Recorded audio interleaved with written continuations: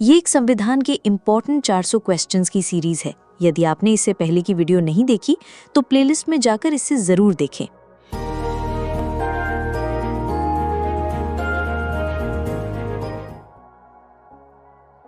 प्रश्न 201। प्रत्येक धन विधेयक एक वित्त विधेयक होता है, लेकिन प्रत्येक वित्त विधेयक धन विधेयक नहीं होता। इस कथन का क्या अर्थ है? विकल्प हैं ए, दोनों में कोई अंतर नहीं है, बी, धन विधेयक का दायरा वित्त विधेयक से बड़ा होता है, सी, वित्त विधेयक का दायरा धन विधेयक से बड़ा होता है, डी, यह कथन गलत है। सही उत्तर है सी, वित्त विधेयक का दायरा धन विधेयक से बड़ा होता है। यह भारतीय संसदीय प्रक्रिया का एक महत्वपूर्ण सिद्धांत है। धन विधेयक यानी आर्टिकल 110 केवल कर, उधार और संचित निधि से संबंधित विशिष्ट मामलों से निपटता है। वहीं वित्त विधेयक एक व्यापक शब्द है जिसमें धन विधेयक के मामलों के साथ साथ अन्य सामान्य विधायी प्राविधान भी शामिल हो सकते हैं। इसलिए सभी धन विधेयक वित्त विधेयक की श्रेणी में आते हैं, लेकिन सभी वित्त विधेयक धन विधेयक नहीं होते।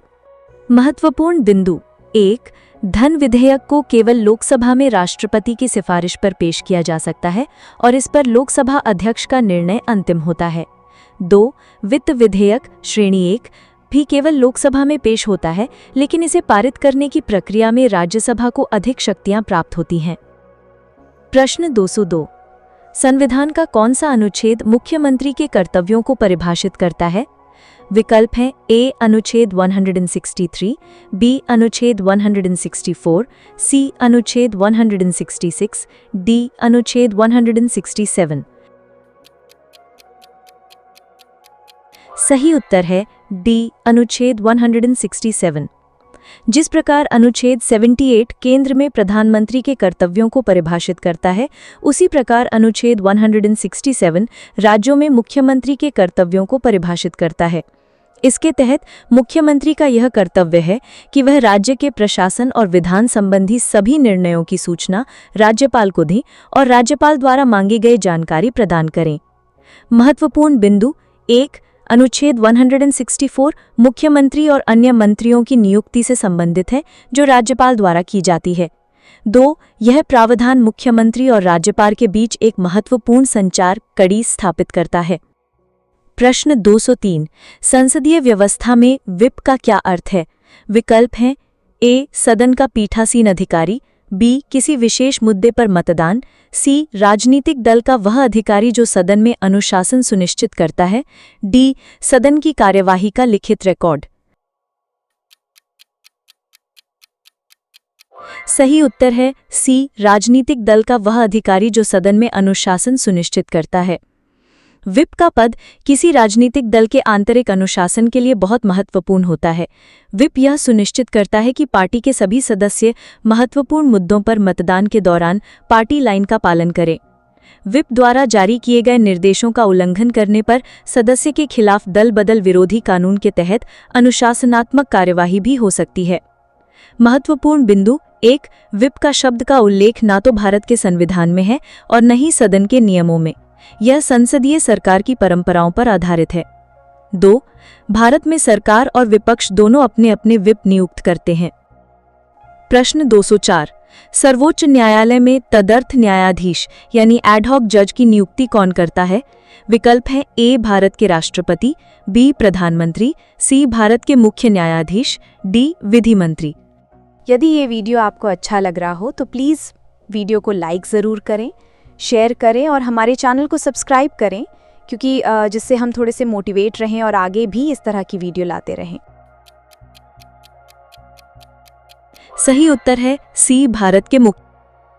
संविधान का अनुच्छेद 127 यह प्रावधान करता है कि यदि सर्वोच्च न्यायालय के किसी सत्र को आयोजित करने या जारी रखने के लिए स्थायी न्यायाधीशों की गणपूर्ति यानी कोरम कम हो, तो भारत के मुख्य न्यायाधीश राष्ट्रपति की पूर्व सहमति से और संबंधित उच्च न्यायालय के मुख्य न्यायाधीश से परामर्श के बाद किसी उच्च न्यायालय के न्यायाधीश को अस्थायी अवधि के लिए सर्वोच्च न्यायालय में तदर्थ न्यायाधीश के रूप में नियुक्त कर सकते हैं।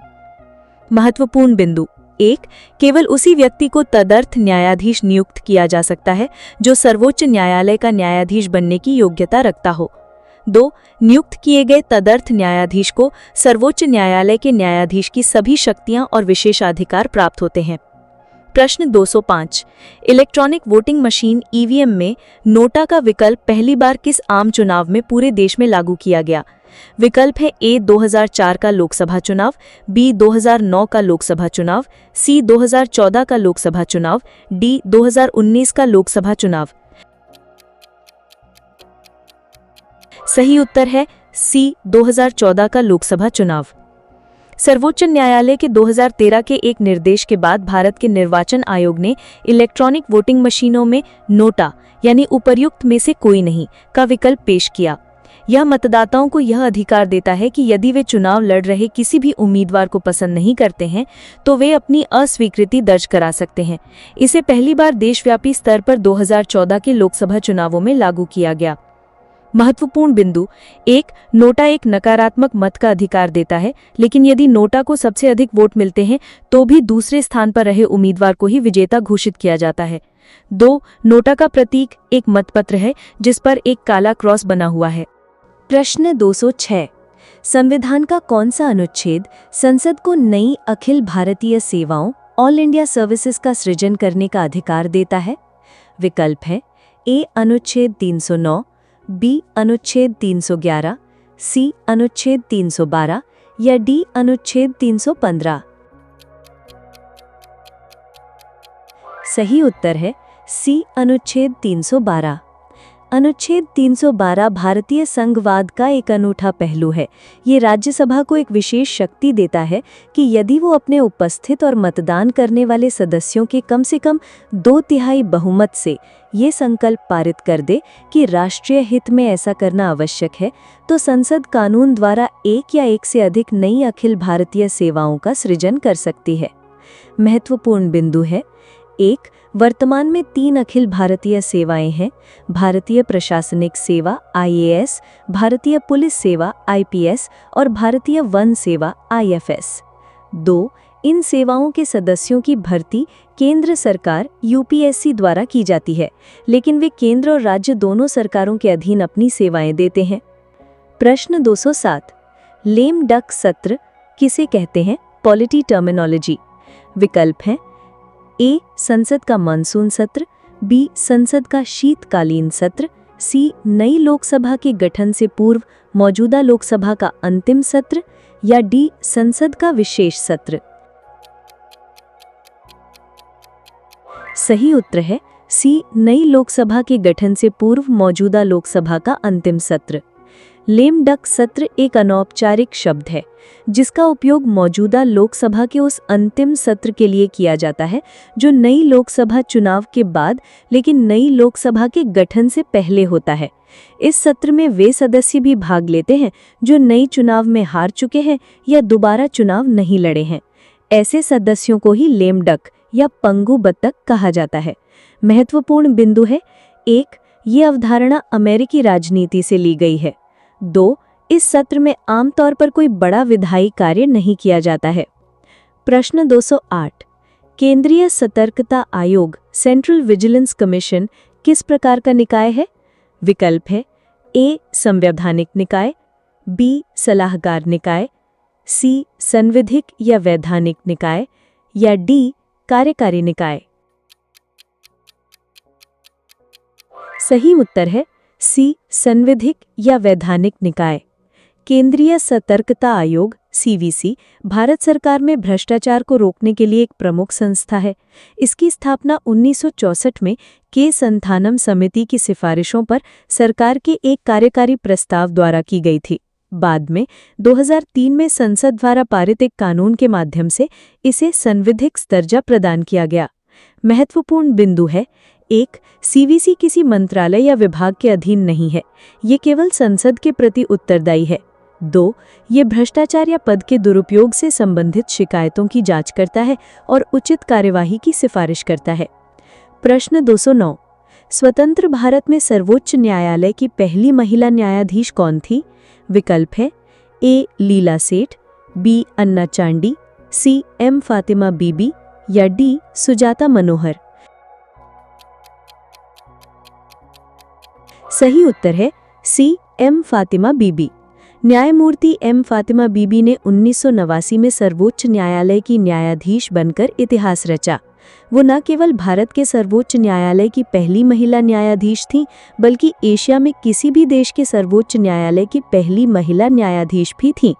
महत्वपूर्ण बिंदु है: 1. न्यायमूर्ति लीला सेठ किसी उच्च न्यायालय हिमाचल प्रदेश की पहली महिला मुख्य न्यायाधीश थीं। 2. भारत में अब तक कोई भी महिला भारत की मुख्य न्यायाधीश सीजेआई नहीं बनी है। प्रश्न 210। किस अनुच्छेद के तहत नागालैंड राज्य को कुछ विशेष मामलों में विशेष संरक्षण और स्वायत्तता प्रदान की गई है? विकल्प है: ए.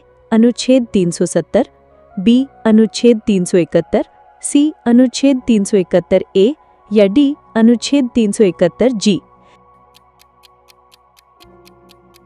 सही उत्तर है सी. अनुच्छेद 371 ए। अनुच्छेद 371 ए नागालैंड के संबंध में विशेष प्रावधान करता है। इसके अनुसार नागा लोगों की धार्मिक या सामाजिक प्रथाओं, उनके पारंपरिक कानून और प्रक्रिया तथा भूमि और उसके संसाधनों के स्वामित्व और हस्तांतरण से संबंधित संसद का कोई भी अधिनियम नागालैंड पर तब तक लागू नहीं होगा जब तक कि राज्य की विधानसभा संकल्प द्वारा ऐसा निर्णय न ले। महत्वपूर्ण बिंदु है: 1. ये प्रावधान 1962 में 13वीं संविधान संशोधन द्वारा जोड़ा गया था, जो नागा लोगों की अनूठी पहचान और संस्कृति की रक्षा के लिए किया गया था। 2. अनुच्छेद 371 से 371 जे तक महाराष्ट्र, गुजरात, असम, मणिपुर, आंध्र प्रदेश, सिक्किम, मिजोरम, अरुणाचल प्रदेश, गोवा और कर्नाटक जैसे राज्यों के लिए भी विशेष प्रावधान है। प्रश्न 211। राष्ट्रीय हरित अधिकरण एनजीटी की स्थापना किस वर्ष हुई? विकल्प हैं: ए 1986, बी 2002, सी 2010, डी 2015। सही उत्तर है सी 2010। राष्ट्रीय हरित अधिकरण एनजीटी एक विशेष न्यायिक निकाय है जिसकी स्थापना राष्ट्रीय हरित अधिकरण अधिनियम 2010 के तहत की गई है। इसका मुख्य उद्देश्य पर्यावरण संरक्षण, वनों और अन्य प्राकृतिक संसाधनों से संबंधित मामलों का प्रभावी और शीघ्र निपटारा करना है। महत्वपूर्ण बिंदु है: 1. एनजीटी की स्थापना के साथ ही भारत, ऑस्ट्रेलिया और न्यूजीलैंड के बाद एक विशेष पर्यावरण न्यायाधिकरण स्थापित करने वाला दुनिया का तीसरा देश बन गया। 2. एनजीटी को 6 महीने के भीतर आवेदनों या अपीलों का निपटारा करना अनिवार्य होता है। प्रश्न 212। किसी राज्य के राज्यपाल को पद की शपथ कौन दिलाता है? विकल्प है: ए भारत के राष्ट्रपति, बी भारत के मुख्य न्यायाधीश, सी उस राज्य के मुख्यमंत्री, डी संबंधित राज्य के उच्च न्यायालय के मुख्य न्यायाधीश। सही उत्तर है डी संबंधित राज्य के उच्च न्यायालय के मुख्य न्यायाधीश। संविधान के अनुच्छेद 159 के अनुसार प्रत्येक राज्यपाल अपना पद ग्रहण करने से पहले उस राज्य के उच्च न्यायालय के मुख्य न्यायाधीश या उनकी अनुपस्थिति में उस न्यायालय के सबसे वरिष्ठ न्यायाधीश के समक्ष शपथ लेते हैं या प्रतिज्ञान करते हैं। महत्वपूर्ण बिंदु है: 1. राज्यपाल की नियुक्ति राष्ट्रपति द्वारा की जाती है, लेकिन उन्हें शपथ उच्च न्यायालय के मुख्य न्यायाधीश दिलाते हैं। 2. इसके विपरीत उच्च न्यायालय के मुख्य न्यायाधीश को शपथ राज्यपाल दिलाते हैं। प्रश्न 213। भारत में न्यायिक पुनर्विलोकन की शक्ति का आधार क्या है? विकल्प है: ए अनुच्छेद 13, बी अनुच्छेद 32, सी अनुच्छेद 226, डी उपर्युक्त सभी। सही उत्तर है डी उपर्युक्त सभी। न्यायिक पुनर्विलोकन न्यायपालिका की वो शक्ति है जिससे वो विधायिका और कार्यपालिका के कार्यों की संवैधानिकता की जांच करती है। भारत में ये शक्ति स्पष्ट रूप से कई अनुच्छेदों में निहित है। अनुच्छेद 13 घोषित करता है कि मौलिक अधिकारों का उल्लंघन करने वाला कोई भी कानून शून्य होगा। अनुच्छेद 32 और 226 क्रमशः सर्वोच्च न्यायालय और उच्च न्यायालयों को मौलिक अधिकारों को लागू करने के लिए रिट जारी करने की शक्ति देते हैं, जो न्यायिक पुनर्विलोकन का ही एक रूप है। महत्वपूर्ण बिंदु है: 1. न्यायिक पुनर्विलोकन शब्द का संविधान में सीधे तौर पर उल्लेख नहीं है, लेकिन इसकी शक्ति विभिन्न अनुच्छेदों से प्राप्त होती है। 2. केशवानंद भारती मामले में सर्वोच्च न्यायालय ने न्यायिक पुनर्विलोकन को संविधान का मूल ढांचा घोषित किया था। प्रश्न 214। छाया मंत्रिमंडल शैडो कैबिनेट की व्यवस्था किस देश की संसदीय प्रणाली की एक प्रमुख विशेषता है? विकल्प है ए भारत, बी संयुक्त राज्य अमेरिका, सी फ्रांस, डी ब्रिटेन। सही उत्तर है डी ब्रिटेन। छाया मंत्रिमंडल ब्रिटिश संसदीय प्रणाली की एक अनूठी परंपरा है। इसमें मुख्य विपक्षी दल शासन कर रही सरकार के मंत्रिमंडल के समानांतर अपना एक मंत्रिमंडल बनाता है।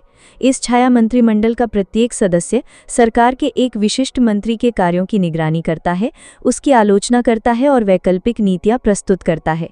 महत्वपूर्ण बिंदु है एक, ये व्यवस्था विपक्ष को एक रचनात्मक और संगठित भूमिका निभाने में मदद करती है और उन्हें सरकार बनाने के लिए हमेशा तैयार रखती है। 2, भारत में ऐसी कोई औपचारिक व्यवस्था नहीं है, हालांकि विपक्षी दल कभी-कभी इस तरह के समूह बना सकते हैं। प्रश्न 215, संविधान सभा में उद्देश्य प्रस्ताव कब प्रस्तुत किया गया था? विकल्प हैं ए 9 दिसंबर 1946, बी 11 दिसंबर 1946, सी 13 दिसंबर 1946, डी 22 जनवरी 1947।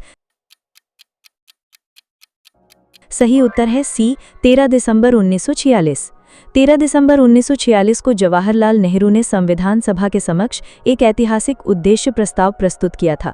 इस प्रस्ताव ने संविधान के मार्गदर्शक सिद्धांतों और दर्शन की नींव रखी, जिसमें भारत को एक स्वतंत्र संप्रभु गणराज्य घोषित करने और सभी नागरिकों को न्याय, समानता और स्वतंत्रता सुनिश्चित करने जैसे आदर्श शामिल थे। महत्वपूर्ण बिंदु है एक, इसी उद्देश्य प्रस्ताव को संविधान सभा ने 22 जनवरी 1947 को सर्वसम्मति से स्वीकार कर लिया था। 2, यही प्रस्ताव आगे चलकर भारतीय संविधान की प्रस्तावना का आधार बना।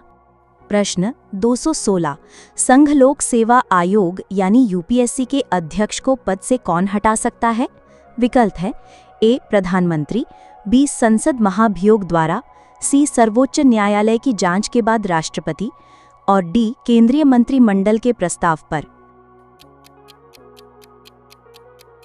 सही उत्तर है सी सर्वोच्च न्यायालय की जांच के बाद राष्ट्रपति। यूपीएससी के अध्यक्ष और सदस्यों को कार्यकाल की सुरक्षा प्रदान की गई है ताकि वे निष्पक्ष रूप से कार्य कर सकें। अनुच्छेद 317 के अनुसार उन्हें केवल सिद्ध कदाचार के आधार पर राष्ट्रपति द्वारा हटाया जा सकता है, लेकिन ऐसा तभी किया जा सकता है जब राष्ट्रपति ने इस मामले को सर्वोच्च न्यायालय के पास जांच के लिए भेजा हो और न्यायालय ने जांच के बाद हटाने की सलाह दी हो। महत्वपूर्ण बिंदु है एक, कदाचार के अलावा उन्हें दिवालिया होने, किसी अन्य सवेतन नियोजन में लगने या शारीरिक मानसिक अक्षमता के आधार पर भी राष्ट्रपति द्वारा हटाया जा सकता है, जिसके लिए सर्वोच्च न्यायालय की जांच आवश्यक नहीं है। 2, यूपीएससी के अध्यक्ष और सदस्य अपना त्यागपत्र राष्ट्रपति को सौंपते हैं। प्रश्न 217, लेखानुदान और अंतरिम बजट में क्या अंतर है? विकल्प है ए दोनों एक ही हैं, बी लेखानुदान में केवल व्यय शामिल होता है जबकि अंतरिम बजट में व्यय और आय दोनों शामिल होते हैं, सी लेखानुदान चुनाव के बाद पेश होता है जबकि अंतरिम बजट चुनाव से पहले, डी अंतरिम बजट में केवल व्यय शामिल होता है जबकि लेखानुदान में आय और व्यय दोनों। सही उत्तर है बी, लेखानुदान में केवल व्यय शामिल होता है जबकि अंतरिम बजट में व्यय और आय दोनों शामिल होते हैं। ये दोनों शब्द अक्सर एक दूसरे के स्थान पर उपयोग किए जाते हैं, लेकिन इनमें एक तकनीकी अंतर है। लेखानुदान केवल सरकार के प्रशासनिक खर्चों को पूरा करने के लिए संसद से अग्रिम मंजूरी लेता है, वहीं अंतरिम बजट एक चुनावी वर्ष में पेश किया जाता है और इसमें नई सरकार के आने तक के लिए अनुमानित आय यानी राजस्व और व्यय दोनों का पूरा लेखा-जोखा होता है। महत्वपूर्ण बिंदु है एक अंतरिम बजट में सरकार कोई बड़ा नीतिगत बदलाव या नई योजनाओं की घोषणा नहीं करती है, क्योंकि यह एक तरह से काम चलाऊ व्यवस्था होती है। 2, अंतरिम बजट के साथ भी लेखानुदान पारित करना आवश्यक होता है। प्रश्न 218, भारतीय संविधान की व्याख्या करने वाला अंतिम प्राधिकारी यानी फाइनल इंटरप्रेटर कौन है? विकल्प है ए राष्ट्रपति, बी संसद, सी सर्वोच्च न्यायालय, डी भारत का महान्यायवादी। सही उत्तर है सी सर्वोच्च न्यायालय। भारत में संविधान की व्याख्या करने और उसकी प्रावधानों का अंतिम अर्थ निर्धारित करने का अधिकार सर्वोच्च न्यायालय को है। सर्वोच्च न्यायालय को संविधान का संरक्षक और अंतिम व्याख्याकर्ता माना जाता है। उसके द्वारा की गई व्याख्या सभी अदालतों और सरकारी अंगों पर बाध्यकारी होती है। महत्वपूर्ण बिंदु है 1. ये शक्ति न्यायिक समीक्षा की शक्ति का एक महत्वपूर्ण हिस्सा है। 2. संसद कानून बना सकती है, लेकिन उस कानून का अर्थ क्या है और वो संवैधानिक है या नहीं, ये तय करना अंततः सर्वोच्च न्यायालय का काम है। भारत के नियंत्रक एवं महालेखा परीक्षक यानी सीएजी को किसके समान प्रक्रिया से हटाया जा सकता है? विकल्प है ए. भारत के महान्यायवादी, बी. सर्वोच्च न्यायालय के न्यायाधीश, सी. मुख्य चुनाव आयुक्त, डी. संघ लोक सेवा आयोग के अध्यक्ष। सही उत्तर है बी. सर्वोच्च न्यायालय के न्यायाधीश। संविधान का अनुच्छेद 148(1) यह सुनिश्चित करता है कि सीएजी निष्पक्ष और स्वतंत्र रूप से काम कर सके, इसलिए उसे पद से हटाने की प्रक्रिया को सर्वोच्च न्यायालय के न्यायाधीश को हटाने की प्रक्रिया के समान ही कठोर बनाया गया है। उसे केवल सिद्ध कदाचार या अक्षमता के आधार पर संसद के दोनों सदनों द्वारा विशेष बहुमत से पारित प्रस्ताव के बाद राष्ट्रपति द्वारा हटाया जा सकता है। इम्पॉर्टेंट बिंदु है 1. सीएजी को सार्वजनिक धन का संरक्षक के रूप में जाना जाता है। 2. उसका वेतन और सेवा की अन्य शर्तें संसद द्वारा निर्धारित की जाती हैं और कार्यकाल के दौरान उनमें कोई अलाभकारी परिवर्तन नहीं किया जा सकता है। प्रश्न 220। संविधान का कौन सा भाग सहकारी समितियों से संबंधित है? विकल्प है ए. भाग 9 पंचायत, बी. भाग 9A नगरपालिकाएं, सी. भाग 9B सहकारी समितियां और डी. भाग 10 अनुसूचित और जनजातीय क्षेत्र। सही उत्तर है सी. भाग 9B सहकारी समितियां। 97 संविधान संशोधन अधिनियम 2011 के माध्यम से संविधान में एक नया भाग 9B जोड़ा गया जो सहकारी समितियों से संबंधित है। इसका उद्देश्य देश में सहकारी समितियों के स्वैच्छिक गठन, स्वायत्त कामकाज, लोकतांत्रिक नियंत्रण और पेशेवर प्रबंधन को बढ़ावा देना है। महत्वपूर्ण बिंदु है 1. इसी संशोधन ने अनुच्छेद 19(1) क के तहत सहकारी समिति बनाने को एक मौलिक अधिकार बना दिया। 2. इसने राज्य की नीति निदेशक तत्वों में एक नया अनुच्छेद 43B भी जोड़ा जो सहकारी समितियों को बढ़ावा देने के लिए राज्य को निर्देश देता है। प्रश्न 221। काम का अधिकार राइट टू वर्क भारतीय संविधान में कहाँ सुनिश्चित किया गया है? विकल्प है ए. मौलिक अधिकारों में, बी. प्रस्तावना में, सी. राज्य के नीति निदेशक तत्वों में, डी. मौलिक कर्तव्यों में। सही उत्तर है सी. राज्य के नीति निदेशक तत्वों में। काम का अधिकार भारत में एक मौलिक अधिकार नहीं है।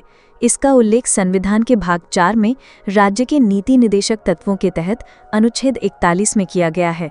यह अनुच्छेद राज्य को निर्देश देता है कि वो अपनी आर्थिक क्षमता के भीतर काम पाने, शिक्षा पाने और कुछ दशाओं जैसे बेरोजगारी, बुढ़ापा, बीमारी में लोक सहायता पाने के अधिकार को प्रभावी बनाने के लिए कदम उठाए।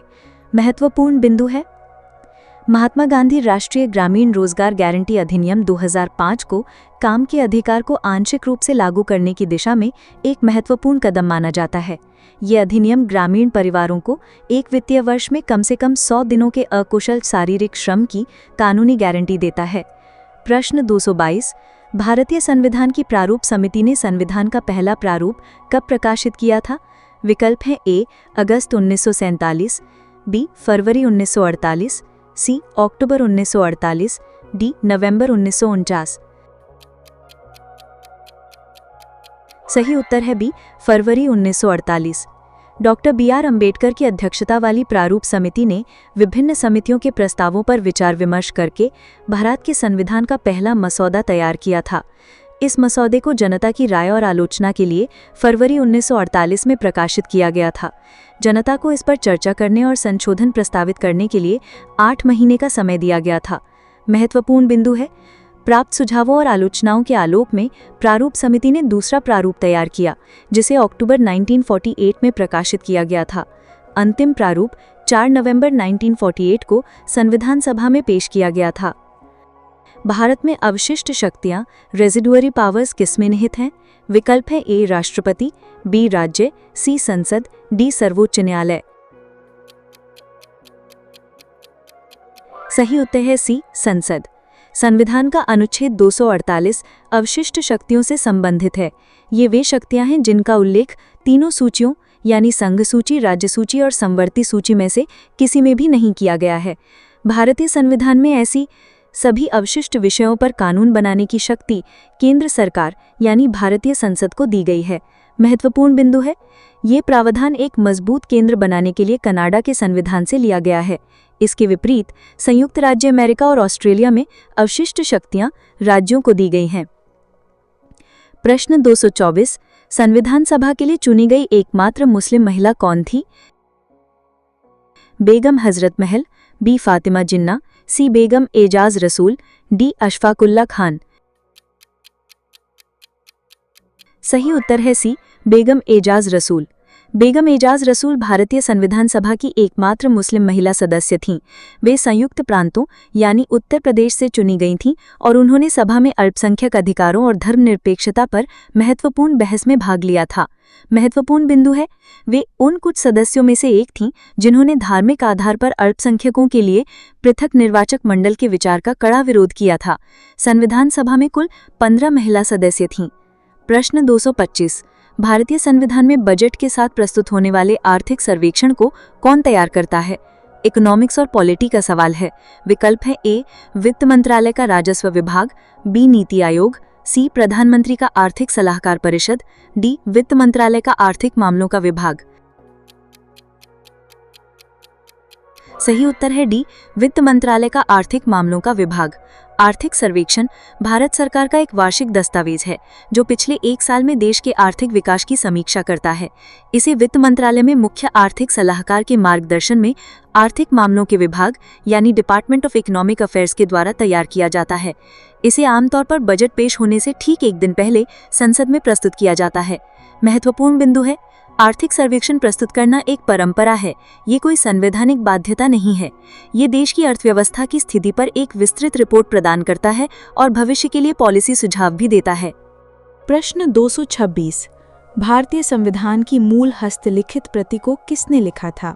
विकल्प है A, doctor BR Ambedkar, B Nandlal Bose, C Prem Bihari Narayan Raizada, D BN Rau. सही उत्तर है सी, प्रेम बिहारी नारायण रायजादा। प्रेम बिहारी नारायण रायजादा एक प्रसिद्ध सुलेखक यानी कैलीग्राफर थे जिन्होंने भारत के संविधान की मूल प्रति को अपने हाथों से सुंदर इटैलिक शैली में लिखा था। इस महान कार्य के लिए उन्होंने कोई भी शुल्क लेने से इनकार कर दिया था। उन्होंने केवल हर पृष्ठ पर अपना नाम और अंतिम पृष्ठ पर अपने दादा के साथ अपना नाम लिखने की अनुमति मांगी थी। महत्वपूर्ण बिंदु है, 1. संविधान की मूल प्रति के प्रत्येक पृष्ठ को सजाने और चित्रित करने का कलात्मक कार्य शांति निकेतन के प्रसिद्ध कलाकार नंदलाल बोस और उनके छात्रों ने किया था। 2. संविधान की मूल प्रतियों हिंदी और अंग्रेजी को संसद भवन के पुस्तकालय में हीलियम से भरे एक विशेष केस में संरक्षित रखा गया है। प्रश्न 227, न्यायाधीशों की नियुक्ति के लिए कोलेजियम प्रणाली यानी कोलेजियम सिस्टम की शुरुआत कैसे हुई?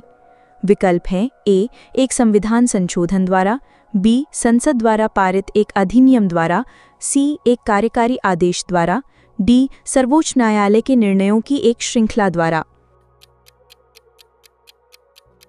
सही उत्तर है डी, सर्वोच्च न्यायालय के निर्णयों की एक श्रृंखला द्वारा। कोलेजियम प्रणाली का उल्लेख संविधान में कहीं नहीं है।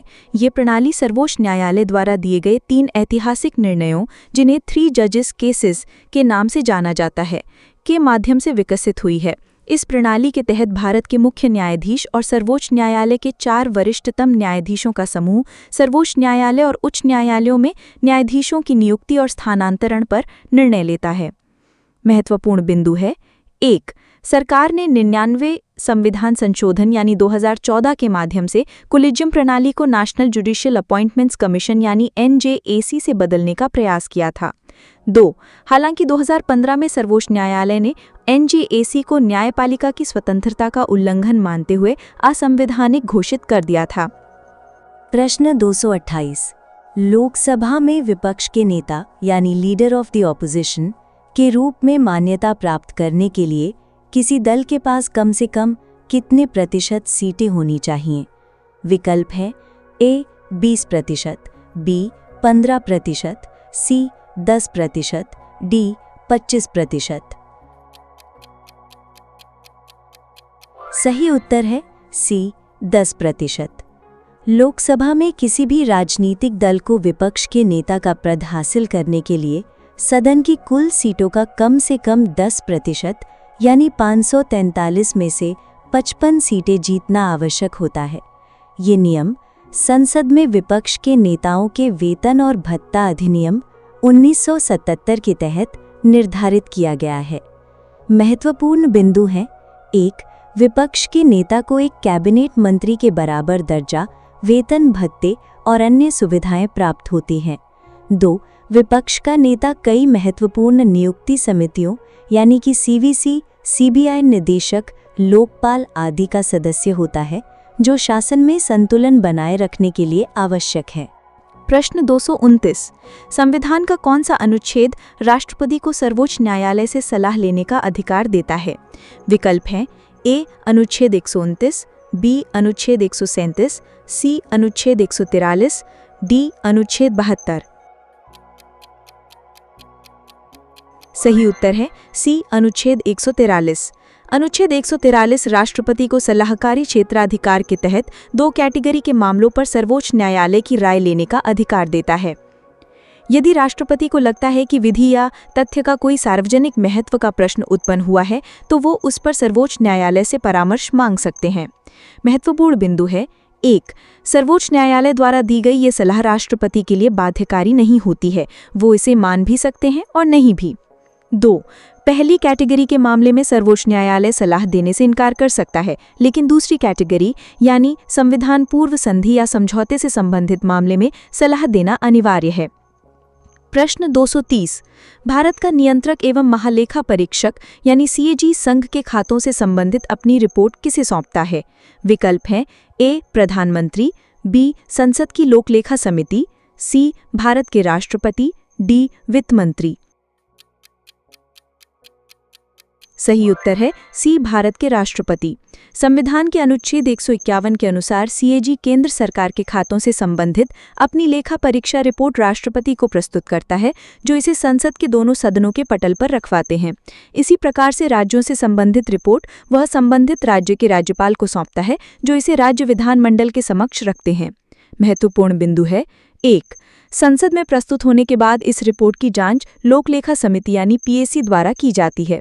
2. सीएजी को लोकलेखा समिति का मित्र और मार्गदर्शक भी कहा जाता है। प्रश्न 231। संविधान के अनुच्छेद 12 के अनुसार निम्नलिखित में से कौन राज्य यानी स्टेट की परिभाषा में शामिल है? विकल्प हैं: ए भारत सरकार और संसद, बी राज्य सरकारी और विधानमंडल, सी सभी स्थानीय प्राधिकारी, नगरपालिका, पंचायत और अन्य वैधानिक निकाय, एलआईसी, ओएनजीसी, डी उपरोक्त सभी। सही उत्तर है डी उपरोक्त सभी। मौलिक अधिकारों के संदर्भ में राज्य शब्द का अर्थ बहुत व्यापक है। अनुच्छेद 12 इसे परिभाषित करते हुए कहता है कि राज्य के अंतर्गत भारत की सरकार और संसद, राज्यों की सरकारें और विधानमंडल तथा भारत के राज्य क्षेत्र के भीतर या भारत सरकार के नियंत्रण के अधीन सभी स्थानीय या अन्य प्राधिकारी शामिल हैं।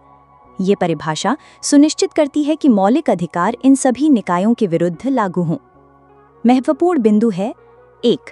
सर्वोच्च न्यायालय ने अपने निर्णयों में स्पष्ट किया है कि कोई भी ऐसे निजी संस्था जो सरकार के एक उपकरण के रूप में कार्य कर रही हो, उसे भी अनुच्छेद 12 के तहत राज्य माना जा सकता है।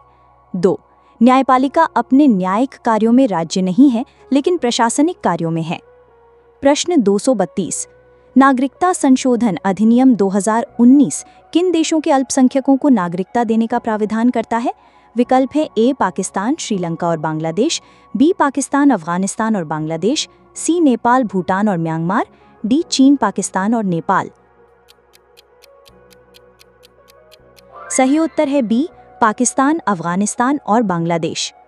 नागरिकता संशोधन अधिनियम 2019 पाकिस्तान, अफगानिस्तान और बांग्लादेश से आए हुए 6 अल्पसंख्यक समुदायों हिंदू, सिख, बौद्ध, जैन, पारसी और ईसाई के उन लोगों को भारतीय नागरिकता देने का प्रावधान करता है जो 31 दिसंबर 2014 को या उससे पहले धार्मिक उत्पीड़न के कारण भारत में प्रवेश कर चुके हैं।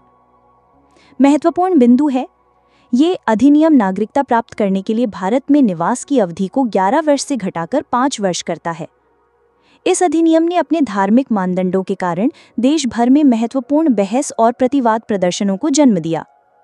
प्रश्न 233, किस अधिनियम के तहत भारत में पोर्टफोलियो प्रणाली यानी पोर्टफोलियो सिस्टम को मान्यता दी गई? विकल्प है ए भारत सरकार अधिनियम 1858, बी भारतीय परिषद अधिनियम 1861, सी भारतीय परिषद अधिनियम 1892, डी भारतीय परिषद अधिनियम 1909। सही उत्तर है बी भारतीय परिषद अधिनियम 1861। पोर्टफोलियो प्रणाली की शुरुआत 1859 में वायसराय लॉर्ड कैनिंग द्वारा की गई थी। इस प्रणाली के तहत वायसराय की परिषद के प्रत्येक सदस्य को एक या एक से अधिक सरकारी विभागों का प्रभारी बनाया जाता था। भारतीय परिषद अधिनियम 1861 ने इस प्रणाली को औपचारिक रूप से मान्यता प्रदान की। ये भारत में कैबिनेट शैली की सरकार की नींव थी। महत्वपूर्ण बिंदु है, 1, इस प्रणाली से पहले सभी महत्वपूर्ण निर्णय पूरी परिषद द्वारा सामूहिक रूप से लिए जाते थे, जो एक बहुत धीमी प्रक्रिया थी। 2, इसी अधिनियम ने पहली बार भारतीयों को विधान परिषद में गैर सरकारी सदस्यों के रूप में शामिल करने का प्रावधान भी किया। प्रश्न 234, आपराधिक मामलों में भारत का सर्वोच्च अपील न्यायालय कौन सा है? विकल्प है ए उच्च न्यायालय, बी जिला न्यायालय, सी सर्वोच्च न्यायालय, डी सत्र न्यायालय। सही उत्तर है सी सर्वोच्च न्यायालय। भारत में न्यायपालिका की संरचना एकीकृत और पिरामिड के आकार की है। सर्वोच्च न्यायालय इस पिरामिड के शीर्ष पर है और ये देश का सर्वोच्च अपील न्यायालय है। ये निचली अदालतों यानी उच्च न्यायालयों, सत्र न्यायालयों के निर्णयों के खिलाफ दीवानी और आपराधिक दोनों तरह की अपीलें सुनता है। इसका निर्णय अंतिम और सभी पर बाध्यकारी होता है। महत्वपूर्ण बिंदु है, 1, अनुच्छेद 134 उच्च न्यायालय से सर्वोच्च न्यायालय में आपराधिक मामलों में अपील से संबंधित है। 2, सर्वोच्च न्यायालय अपने द्वारा दिए गए निर्णय की समीक्षा भी कर सकता है, अनुच्छेद 137। प्रश्न 235, राष्ट्रीय मानवाधिकार आयोग NHRC के अध्यक्ष के रूप में किसे नियुक्त किया जा सकता है? विकल्प है ए केवल भारत के सेवानिवृत्त मुख्य न्यायाधीश, बी सर्वोच्च न्यायालय का कोई भी सेवानिवृत्त न्यायाधीश, सी किसी भी उच्च न्यायालय की सेवानिवृत्त मुख्य न्यायाधीश, डी उपरोक्त बी और सी दोनों। सही उत्तर है डी उपरोक्त बी और सी दोनों। मूल अधिनियम के अनुसार केवल भारत के सेवानिवृत्त मुख्य न्यायाधीश ही NHRC के अध्यक्ष बन सकते थे, लेकिन मानवाधिकार संरक्षण संशोधन अधिनियम 2019 के बाद इस पात्रता का विस्तार कर दिया है। अब भारत के मुख्य न्यायाधीश के अलावा सर्वोच्च न्यायालय का कोई अन्य सेवानिवृत्त न्यायाधीश भी NHRC का अध्यक्ष नियुक्त किया जा सकता है।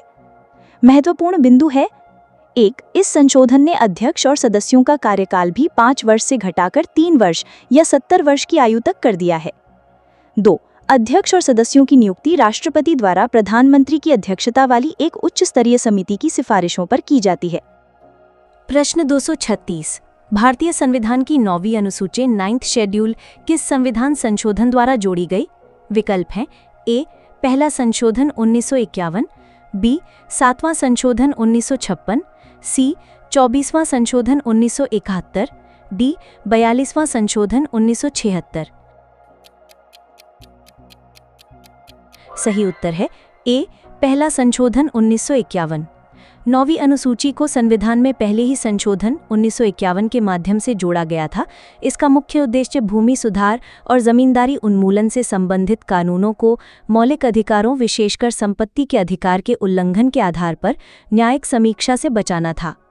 महत्वपूर्ण बिंदु है, इस अनुसूची में शामिल किए गए किसी भी कानून को इस आधार पर अमान्य नहीं किया जा सकता कि वो भाग 3 के तहत प्रदत्त मौलिक अधिकारों का उल्लंघन करता है। हालांकि IR कोएल्हो मामले 2007 में सर्वोच्च न्यायालय ने फैसला दिया कि 24 अप्रैल 1973 केशवानंद भारती मामले की तारीख के बाद इस अनुसूची में शामिल किए गए कानून भी न्यायिक समीक्षा के अधीन होंगे यदि वे संविधान के मूल ढांचे का उल्लंघन करते हैं। प्रश्न 237, भारत में महान्यायवादी अटॉर्नी जनरल के पद के संबंध में क्या सत्य नहीं है? विकल्प है ए उसे भारत का नागरिक होना चाहिए, बी उसे निजी कानूनी प्रैक्टिस करने से रोका गया है, सी वो राष्ट्रपति के प्रसाद पर्यंत पद धारण करता है, डी, उसे सर्वोच्च न्यायालय का न्यायाधीश बनने की योग्यता रखनी चाहिए। सही उत्तर है बी, उसे निजी कानूनी प्रैक्टिस करने से रोका गया है।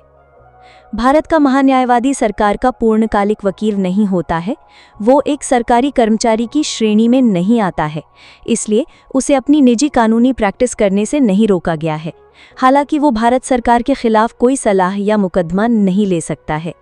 महत्वपूर्ण बिंदु है, उसकी नियुक्ति राष्ट्रपति द्वारा की जाती है और उसके पद का कोई निश्चित कार्यकाल नहीं होता, वो राष्ट्रपति की इच्छा तक पद पर बना रहता है। उसे संसद सदस्य के समान सभी विशेषाधिकार और उन्मुक्तियां प्राप्त हैं। प्रश्न 238, भारतीय संविधान में अंतर्राष्ट्रीय शांति और सुरक्षा को बढ़ावा देना किसमें शामिल है? विकल्प है ए, संविधान की प्रस्तावना, बी, राज्य के नीति निदेशक तत्व, सी, मौलिक कर्तव्य, डी, 9वीं अनुसूची। सही उत्तर है बी, राज्य के नीति निदेशक तत्व। संविधान के भाग 4 में अनुच्छेद 51, जो राज्य के नीति निदेशक तत्वों का हिस्सा है, भारत की विदेश नीति के मूल सिद्धांतों को निर्धारित करता है। ये राज्य को निर्देश देता है कि वो ए, अंतर्राष्ट्रीय शांति और सुरक्षा को बढ़ावा दे, बी, राष्ट्रों के बीच न्यायसंगत और सम्मानजनक संबंध बनाए रखे, सी, अंतर्राष्ट्रीय विवादों को मध्यस्थता द्वारा निपटाने के लिए प्रोत्साहित करे। महत्वपूर्ण बिंदु है, ये अनुच्छेद गांधीवादी सिद्धांतों और भारतीय दर्शन वसुधैव कुटुंबकम से प्रेरित है। ये भारत के गुट निरपेक्ष आंदोलन और पंचशील सिद्धांतों की नीति का संवैधानिक आधार है। प्रश्न 239, संविधान सभा की प्रांतीय संविधान समिति के अध्यक्ष कौन थे? विकल्प है A, doctor BR Ambedkar, B, Jawaharlal Nehru, C, doctor Rajendra Prasad, D, Sardar Vallabhbhai Patel. सही उत्तर है डी, सरदार वल्लभभाई पटेल। संविधान सभा में प्रांतों के लिए संविधान का स्वरूप तय करने के लिए बनाई गई प्रांतीय संविधान समिति के अध्यक्ष सरदार वल्लभभाई पटेल थे। उन्होंने 560 से अधिक रियासतों के भारत में एकीकरण में भी अपनी निर्णायक भूमिका निभाई, जिसके कारण उन्हें भारत का लौह पुरुष और भारत का बिस्मार्क कहा जाता है। महत्वपूर्ण बिंदु है, सरदार पटेल मौलिक अधिकारों, अल्पसंख्यकों और जनजातीय क्षेत्रों पर सलाहकार समिति के भी अध्यक्ष थे। जवाहरलाल नेहरू संघीय संविधान समिति और संघीय शक्ति समिति के अध्यक्ष थे। प्रश्न 240, किसी भौगोलिक क्षेत्र को अनुसूचित क्षेत्र घोषित करने का संवैधानिक अधिकार किसे प्राप्त है? विकल्प है ए, संसद, बी, संबंधित राज्य का गवर्नर, सी, राज्य का विधानमंडल, डी, भारत के राष्ट्रपति। सही उत्तर है डी, भारत के राष्ट्रपति। संविधान की 5वीं अनुसूची के तहत किसी भी क्षेत्र को अनुसूचित क्षेत्र के रूप में घोषित करने या उसके क्षेत्र को बदलने का अधिकार केवल भारत के राष्ट्रपति के पास है। ये घोषणा संबंधित राज्य के गवर्नर के परामर्श से की जाती है। इन क्षेत्रों में जनजातीय आबादी के हितों की रक्षा के लिए विशेष प्रशासनिक प्रावधान लागू होते हैं। महत्वपूर्ण बिंदु है, किसी भी राज्य का गवर्नर राष्ट्रपति को ऐसे क्षेत्रों के प्रशासन पर वार्षिक रिपोर्ट सौंपता है। प्रत्येक राज्य में जहां अनुसूचित क्षेत्र है, एक जनजातीय सलाहकार परिषद की स्थापना की जाती है। प्रश्न 241, न्यायिक सक्रियता जुडिशियल एक्टिविज्म के साधन के रूप में किसे जाना जाता है? विकल्प है ए, चुनाव याचिका, बी, जनहित याचिका PIL, सी, रिट, डी, मूल अधिकार।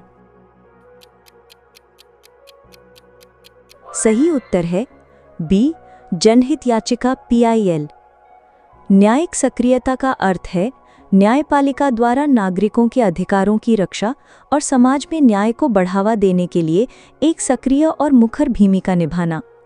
भारत में इसका सबसे बड़ा साधन जनहित याचिका पब्लिक इंटरेस्ट लिटिगेशन है, जिसने न्याय को गरीबों, वंचितों और उन लोगों तक पहुंचाया है जो पारंपरिक रूप से अदालत का दरवाजा नहीं खटखटा सकते थे। महत्वपूर्ण बिंदु है, एक, PIL की अवधारणा पारंपरिक लोकस स्टैंडी के नियम को शिथिल करती है, जिसका अर्थ है कि कोई भी जन उत्साही नागरिक किसी समूह के अधिकारों के लिए अदालत जा सकता है। 2, इसने पर्यावरण संरक्षण, भ्रष्टाचार और मानव अधिकारों जैसे कई क्षेत्रों में महत्वपूर्ण भूमिका निभाई है। प्रश्न 242, भारतीय संघवाद को सहकारी संघवाद, कोऑपरेटिव फेडरलिज्म किसने कहा था? विकल्प है A. K C Wheare, B. Granville Austin, C. Morris Jones, D. Ivor Jennings. सही उत्तर है बी. Granville Austin. अमेरिकी इतिहासकार ग्रैनविल ऑस्टिन ने भारतीय संघवाद की प्रकृति का वर्णन करने के लिए सहकारी संघवाद शब्द का प्रयोग किया। उनके अनुसार भारत में केंद्र और राज्य सरकारें एक दूसरे से स्वतंत्र होकर काम नहीं करती, बल्कि वे एक दूसरे के साथ सहयोग करके कार्य करती हैं ताकि देश के लोगों का अधिकतम कल्याण हो सके। महत्वपूर्ण बिंदु है: 1. नीति आयोग और अंतर्राज्यीय परिषद जैसी संस्थाएं सहकारी संघवाद को बढ़ावा देने के महत्वपूर्ण उदाहरण हैं। 2. केसी व्हेयर ने भारतीय संविधान को अर्धसंघीय या क्वाजी फेडरल कहा था। प्रश्न 243। शून्यकाल संसदीय प्रक्रिया में किस समय शुरू होता है? विकल्प है ए. सदन की बैठक के पहले घंटे में, बी. प्रश्नकाल के तुरंत बाद, सी. सदन के दिन के अंतिम घंटे में, डी. जब अध्यक्ष अनुमति दें। सही उत्तर है बी. प्रश्नकाल के तुरंत बाद। शून्यकाल भारतीय संसदीय प्रक्रिया का एक अनूठा नवाचार है। ये सदन में प्रश्नकाल, जो आमतौर पर 11 बजे से 12 बजे तक होता है, की समाप्त होने के तुरंत बाद शुरू होता है और सदन के दिन के एजेंडा या कार्यसूची के शुरू होने तक चलता है। इस अवधि के दौरान सदस्य बिना किसी पूर्व सूचना के अत्यावश्यक सार्वजनिक महत्व के मामले उठा सकते हैं। महत्वपूर्ण बिंदु है: 1. शून्यकाल शब्द का उल्लेख संसद की प्रक्रिया के नियमों में नहीं है। ये मीडिया द्वारा दिया गया एक अनौपचारिक नाम है। 2. ये 1962 से प्रचलन में है। प्रश्न 244। भाषा के आधार पर बनने वाला पहला राज्य आंध्र प्रदेश था। इसका गठन किस वर्ष हुआ था? विकल्प है ए. 1950, बी. 1952, सी. 1953, डी. 1956। सही उत्तर है सी. 1953। मद्रास राज्य के तेलुगु भाषी क्षेत्रों को अलग करके एक नए राज्य आंध्र का गठन करने की मांग को लेकर पोट्टी श्री रामुलु ने एक लंबा आमरण अनशन किया, जिसमें उनकी मृत्यु हो गई। इसके बाद हुए व्यापक आंदोलन के कारण भारत सरकार को अक्टूबर 1953 में भाषा के आधार पर भारत के पहले राज्य आंध्र प्रदेश का गठन करने के लिए मजबूर होना पड़ा। महत्वपूर्ण बिंदु है: 1. इस घटना के बाद भाषा के आधार पर राज्यों के पुनर्गठन की जांच के लिए फजल अली आयोग का गठन किया गया। 2. इसी आयोग की सिफारिशों पर राज्य पुनर्गठन अधिनियम 1956 पारित हुआ, जिसने 14 राज्य और 6 केंद्र शासित प्रदेश बनाए। प्रश्न 245। संविधान का कौन सा संशोधन वस्तु एवं सेवा कर से संबंधित है? विकल्प है ए. 99वां संशोधन, बी. 100वां संशोधन, सी. 101वां संशोधन, डी. 103वां संशोधन। सही उत्तर है सी. 101वां संशोधन। 101वां संविधान संशोधन अधिनियम 2016 ने देश में एक व्यापक अप्रत्यक्ष कर सुधार, वस्तु एवं सेवा कर (जीएसटी) को लागू करने का मार्ग प्रशस्त किया। इसने एक राष्ट्र एक कर की अवधारणा को साकार करते हुए केंद्र और राज्य द्वारा लगाए जाने वाले कई अप्रत्यक्ष करों को एक ही कर में समाहित कर दिया। महत्वपूर्ण बिंदु है: 1. जीएसटी को लागू करने के लिए संविधान में नए अनुच्छेद 246A, 269A और 279A जोड़े गए। 2. अनुच्छेद 279A के तहत जीएसटी से संबंधित मुद्दों पर केंद्र और राज्यों को सिफारिशें देने के लिए जीएसटी परिषद की स्थापना का प्रावधान किया गया। प्रश्न 246। भारत में पहली बार लोकपाल और लोकायुक्त की स्थापना की सिफारिश किस आयोग ने की थी? विकल्प हैं ए. विधि आयोग, बी. सरकारिया आयोग, सी. प्रशासनिक सुधार आयोग या डी. ठक्कर आयोग। सही उत्तर है सी. प्रशासनिक सुधार आयोग। भारत में भ्रष्टाचार से निपटने के लिए एक स्वतंत्र ओम्बुड्समैन जैसी संस्था की स्थापना का विचार सबसे पहले 1960 के दशक में आया था। 1966 में मोरारजी देसाई की अध्यक्षता वाले पहले प्रशासनिक सुधार आयोग ऑर्क में केंद्र में लोकपाल और राज्यों में लोकायुक्त की स्थापना की औपचारिक सिफारिश की थी। महत्वपूर्ण बिंदु है: 1. ओम्बुड्समैन की यह संस्था सबसे पहले स्वीडन में स्थापित हुई थी। 2. कई दशकों के लंबे संघर्ष और आंदोलनों के बाद भारत में लोकपाल और लोकायुक्त अधिनियम 2013 पारित किया गया। प्रश्न 247। किस संविधान संशोधन ने लोकसभा और राज्य विधानसभाओं के कार्यकाल को 5 वर्ष से बढ़ाकर 6 वर्ष कर दिया था? विकल्प हैं: ए 42वां संशोधन, बी 44वां संशोधन, सी 24वां संशोधन या डी 31वां संशोधन। सही उत्तर है ए 42वां संशोधन। 1976 में आपातकाल के दौरान पारित 42वें संविधान संशोधन, जिसे लघु संविधान भी कहा जाता है, ने कई व्यापक बदलाव किए। इन्हीं में से एक था लोकसभा और राज्य विधानसभाओं का कार्यकाल 5 वर्ष से बढ़ाकर 6 वर्ष करना। महत्वपूर्ण बिंदु है: 1. हालांकि 1978 में जनता पार्टी सरकार द्वारा लाए गए 44वें संविधान संशोधन ने इस प्रावधान को रद्द कर दिया और कार्यकाल को पुनः 5 वर्ष कर दिया। 2. यह उदाहरण दर्शाता है कि कैसे संशोधनों का उपयोग राजनीतिक उद्देश्यों के लिए किया जा सकता है और बाद में उन्हें सुधारा भी जा सकता है। प्रश्न 248। रिट जारी करने की शक्ति केवल किन न्यायालयों को प्राप्त है? विकल्प हैं: ए केवल सर्वोच्च न्यायालय, बी केवल उच्च न्यायालय, सी सर्वोच्च न्यायालय और उच्च न्यायालय या डी सर्वोच्च न्यायालय, उच्च न्यायालय और जिला न्यायालय। सही उत्तर है सी सर्वोच्च न्यायालय और उच्च न्यायालय। भारतीय संविधान के तहत नागरिकों के मौलिक अधिकारों को लागू करने और अन्य कानूनी अधिकारों के प्रवर्तन के लिए रिट जारी करने की शक्ति केवल सर्वोच्च न्यायालय अनुच्छेद 32 के तहत और उच्च न्यायालयों अनुच्छेद 226 के तहत ही प्राप्त है। जिला न्यायालयों को यह शक्ति नहीं है। महत्वपूर्ण बिंदु है: 1. सर्वोच्च न्यायालय केवल मौलिक अधिकारों के उल्लंघन पर रिट जारी कर सकता है, जबकि उच्च न्यायालय मौलिक अधिकारों के अलावा अन्य कानूनी अधिकारों के लिए भी रिट जारी कर सकता है। इस दृष्टि से उच्च न्यायालय का रिट क्षेत्राधिकार व्यापक है। 2. 5 प्रकार की रिट हैं: बंदी प्रत्यक्षीकरण, परमादेश, प्रतिषेध, उत्प्रेषण और अधिकार पृष्ठा। प्रश्न 249। संविधान के अनुसार आपातकाल की उद्घोषणा को संसद के समक्ष अनुमोदन के लिए कितने समय के भीतर रखा जाना चाहिए? विकल्प हैं: 1 माह के भीतर, 2 माह के भीतर, 6 माह के भीतर, 1 वर्ष के भीतर। सही उत्तर है अ 1 माह के भीतर। अनुच्छेद 352 के तहत राष्ट्रीय आपातकाल की उद्घोषणा जारी होने के 1 महीने के भीतर संसद के दोनों सदनों द्वारा इसका अनुमोदन किया जाना अनिवार्य है। यदि इस दौरान लोकसभा भंग हो जाती है तो नई लोकसभा की पहली बैठक से 30 दिनों के भीतर इसे अनुमोदित किया जाना चाहिए। महत्वपूर्ण बिंदु है: प्रारंभ में यह अवधि 2 महीने थी, लेकिन 44वें संविधान संशोधन 1978 द्वारा इसे घटाकर 1 महीना कर दिया गया ताकि इसके दुरुपयोग को रोका जा सके।